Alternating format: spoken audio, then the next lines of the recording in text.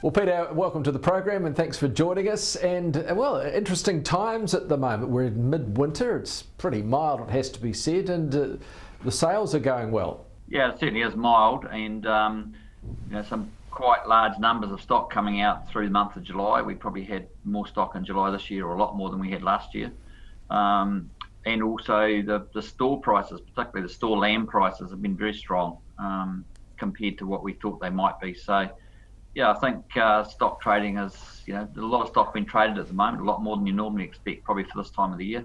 Yeah. I think maybe a reflection a little bit on the drought and COVID and things being locked down, and space being tight earlier on and stock, just the delay in getting stock out. So, but I think generally farmers should be pretty happy with the pricing they're getting at the moment, that's for sure. Are a lot of farmers restocking? Is that part of the plan as well? There's a real market there for them. Yeah, there is. I think from the drought, we've gone from drought to, in some areas, almost too wet, so too much rain. But we're also seeing that some of those farmers that haven't got too much, haven't had too much rain, good feed supplies, and as we said at the beginning of the program, it's quite mild. So there's a lot of areas seeing some grass growth, and it is August. So farmers starting to think of it's not too far away from spring.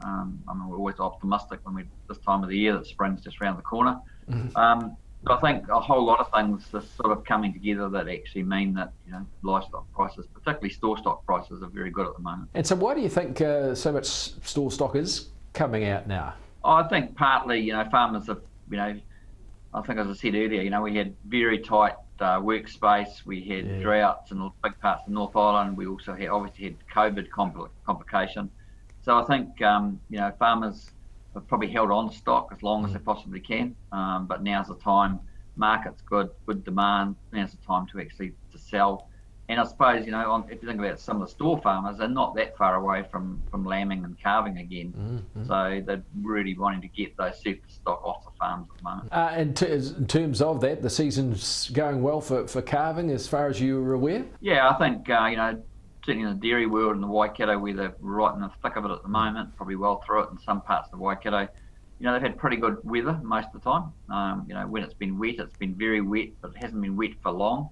Good feed utilisation, and we're seeing huge numbers of feeder calves coming out. I think in our last program I said we had some big numbers.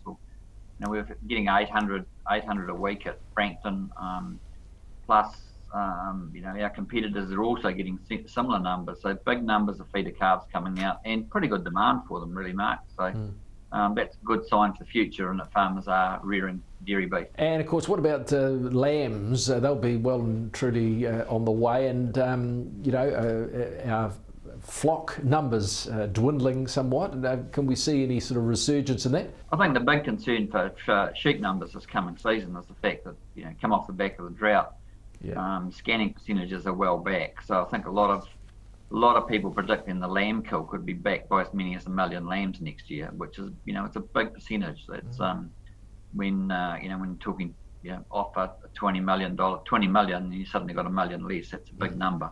So we may also see the lamb price stay pretty strong for the next 12 months, just simply from a supply and demand point of view. And coming up, anything exciting on the horizon as we get towards the end of winter? Yeah, we're just working through at the moment with our deferrable product, which is for our dairy farmers to buy their bulls and pay for them later. Also, we've got a large number of on-farm yearling bull sales going to be run on bidder this year. So that's the live streaming. So that's pretty exciting for the bidder team. But a lot of activity.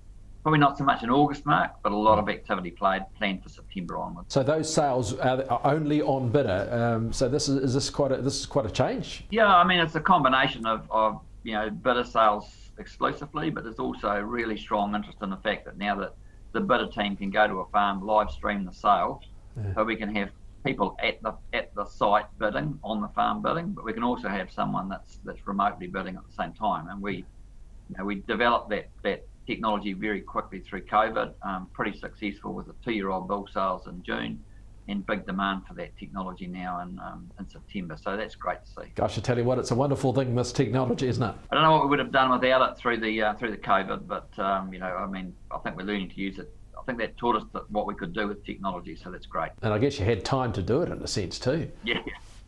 Yep.